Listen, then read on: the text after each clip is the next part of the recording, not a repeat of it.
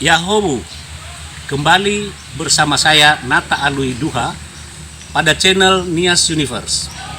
Pada video-video sebelumnya telah dipaparkan kepada kita sejarah masuknya Injil di Pulau Nias. Pada kesempatan kali ini kita akan mendengarkan bagaimana perkembangan umat Katolik di Pulau Nias, atau bagaimana potret wajah umat Katolik di Pulau Nias pada saat ini. Dan kita akan diperkaya oleh pastor sebagai narasumber, yaitu Pastor Fidelis Mendreva OFM Cup, yang menggambarkan kepada kita bagaimana perkembangan umat Katolik di Pulau Nias sejak masuknya misionaris pertama Gereja Katolik di Pulau Nias pada tahun 1832 oleh Johannes Petrus Vallon. Kemudian disusul oleh misionaris lain dari Prancis juga. Walaupun tidak lama mereka sampai di Pulau Nias ini, tetapi mereka meninggal dunia. 107 tahun kosong tidak ada perkembangan umat Katolik setelah misionaris pertama itu meninggal. Kemudian pada tahun 1939 Pastor Burkhardus Vader Weyden datang atau tiba di Pulau Nias, dan sejak itulah kemudian awal dari mulainya Gereja Katolik atau masuknya Injil dan perkembangan umat Katolik di Pulau Nias. Bagaimana perkembangannya? Bagaimana potret wajah umat Katolik sekarang? Ayo kita dengarkan paparan Pastor Fidelis Mendreva OFM Cup. Jangan lupa subscribe dan bagikan video ini.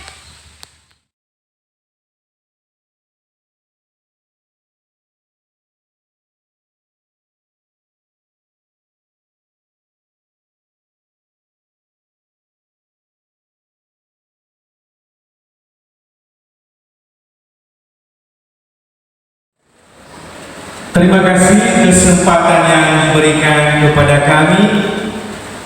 Tanpa mengurangi rasa hormat kepada senior kami dan juga tadi pendahulu yang telah menyampaikan bahan yang sangat menarik, dan juga kepada teman-teman yang berdua.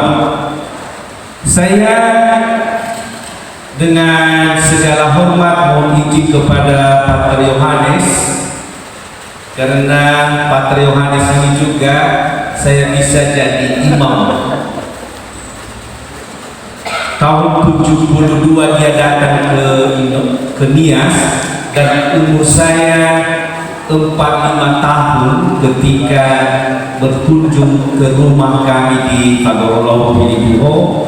Dan kalau kunjungan ke stasi selalu di rumah kami tidur, dan saya menemani dia tidur dan juga membawanya menunjukkan di mana tempat mandi.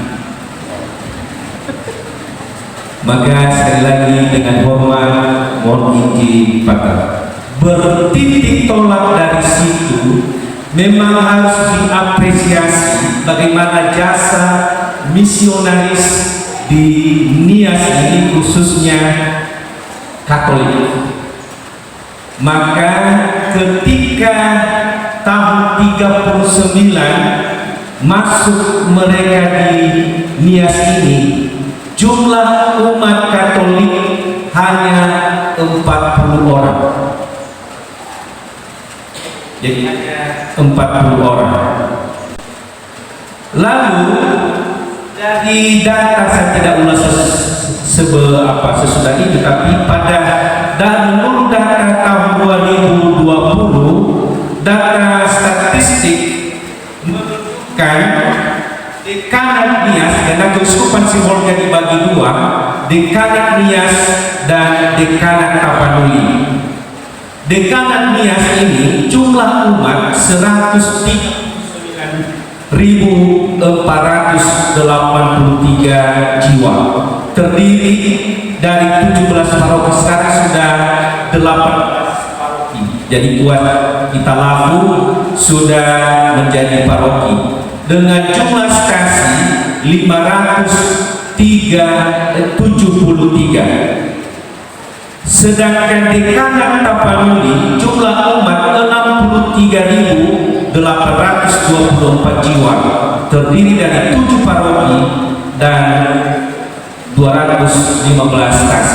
Jadi keuskupan Sibolga itu sebenarnya 2/3 lebih banyak di Kepulauan Nias. Dan di seberang pun ada juga mungkin 1/4 orang kita Nias yang menjadi anggota Dekanat Tapanuli. Kemudian jumlah imam di Dekanat Nias, Kapusin 16 orang, Projo 19 orang, SPD 2 orang, OSC 4 sekarang sudah 6 orang, maka jumlah 41 orang. Jadi tolong dibagi itu, kalau 100 tadi 39.000 umat dibagi 41 atau 45 imam, berarti satu imam itu 3.400 yang dilayani. Jadi sangat minim tenaga imam. Demikian juga di Muli hanya 19 orang. Sebelum masuk ke peluang, ada ungkapan tadi Pak Pendeta Agus Farasni mengatakan bahwa sebenarnya titik tolak kita evangelisasi termasuk para misionaris datang ke Nias ini, yakni amanat agung Yesus yang tadi dibacakan Matius 28 ayat 19-20. Ada 4 poin penting, yaitu pergi, kedua jadikanlah mereka murid, yang ketiga baptislah mereka, dan yang keempat ajarlah mereka. Nah, Santo Paulus juga mengatakan, celakalah aku jika aku tidak memberitakan Injil. 1 Korintus pasal 9 ayat 16. Ada penelitian mengatakan tahun 79 di Amerika mengatakan bahwa gereja Katolik adalah raksasa penginjil yang sedang tertidur. Mereka punya tradisi, struktur dan umat, tetapi tidak ada mempunyai api. Saya teringat Bapak Ibu, ketika saya pastor di Sibolga dan kami punya biara di atas gunung, ada 3-4 kali datang biara kami sekte saksi Yehova. Mereka pakai baju putih, celana hitam, dan bawa buku. Saya simpan, masih ada buku itu, saya simpan itu di bela. Mereka betul gigih untuk menginjil, tapi yang mereka injili pastor Bruno. Nah, memang di satu sisi saya harus mengakui mereka punya semangat yang luar biasa, tetapi saat ini justru hal itu kami rasakan di gereja Katolik masih kurang menyala api untuk pergi.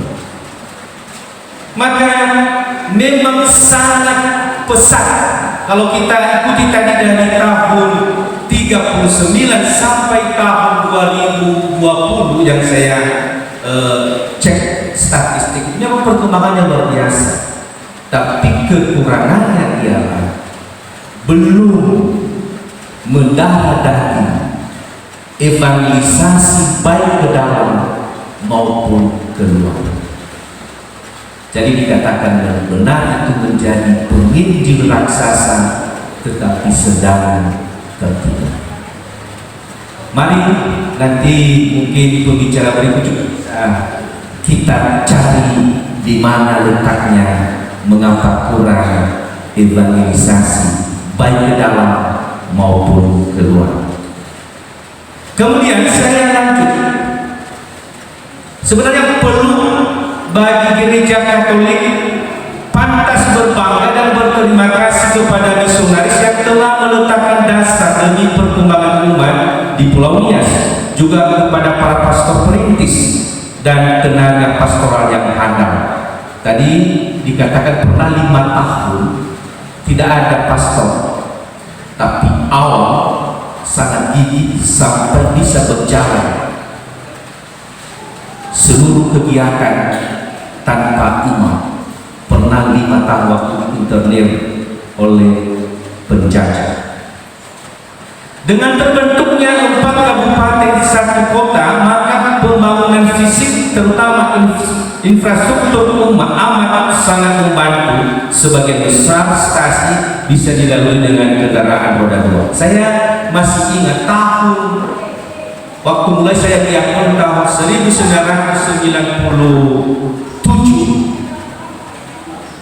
Saya ditugaskan pertama di paroki Tegicita dan masih satu hari itu 90 stasi dan hanya 3 kami pastor. Saya masih diakon. Lalu bagaimana jalan dari Tegicita ke Leleman-Tua turun ke Bomo?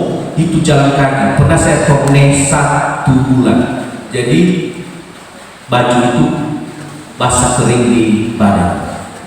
Melewati Sungai Bomo itu berulang-ulang. Pernah saya menangis dalam hati. Mani-mani itu hanya manusia guna salam bantu mengasih kepala.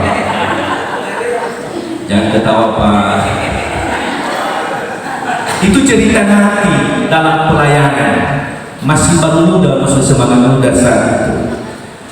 Dan ini secara luar biasa. Perkembangan kemudian kebanyakan bisa dicapai dengan roda. Dulu itu masih jalan kaki.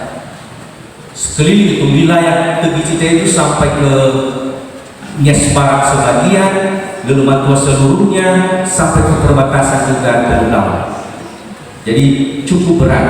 Maka memang pelayanan hari ini dengan 90 stasi hanya 3 imam pastor memang sangat melelahkan.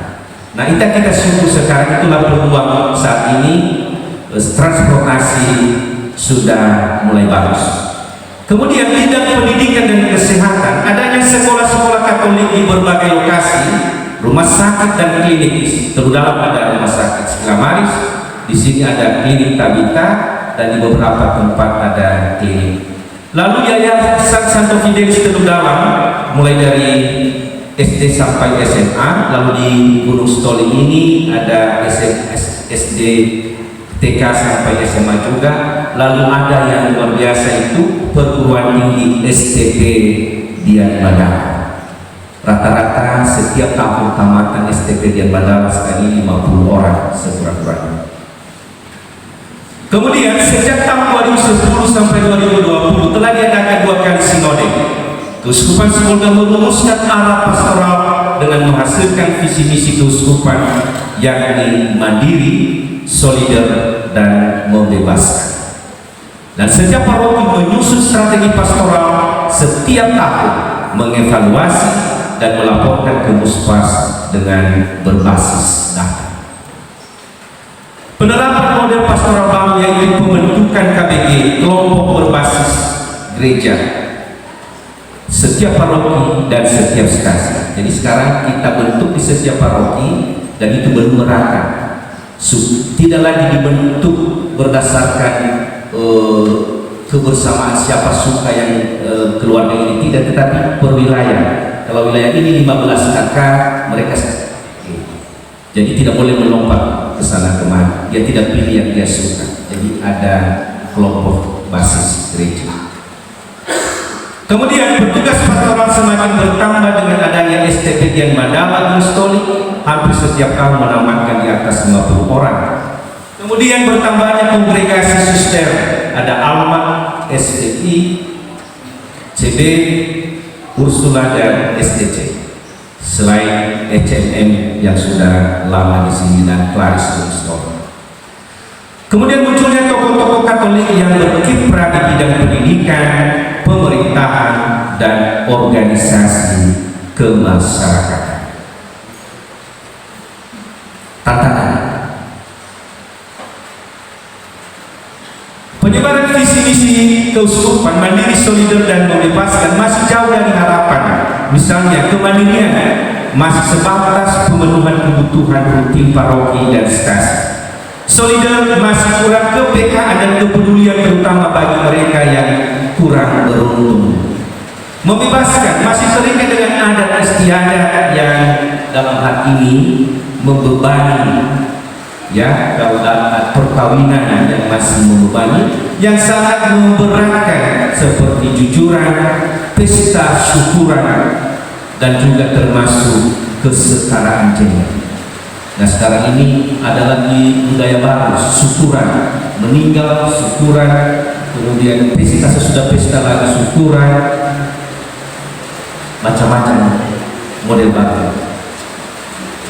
Yang kedua, tantangan kedua, kurangnya tenaga imam, tidak sebanding dengan banyaknya umat. Jadi perbandingannya satu imam di Kepulauan Nias ini 3.400 bisa lebih yang dilayani. Kemudian faktor ekonomi yang masih memprihatinkan sehingga partisipasi umat dalam gereja masih kurang. Banyak umat yang eksodus untuk mencari pekerjaan di perkebunan dan PPP. Jadi ini menjadi PR juga bagi petugas pastoral. Kemudian tenaga pastoral yang belum difungsikan secara maksimal, terutama alumni STP, baik PNS maupun non PNS. Jadi coba bayangkan kalau 50 setiap tahun tamatan dari STP, mereka mau kemana? Tentu juga gereja tidak mampu membayar honor mereka.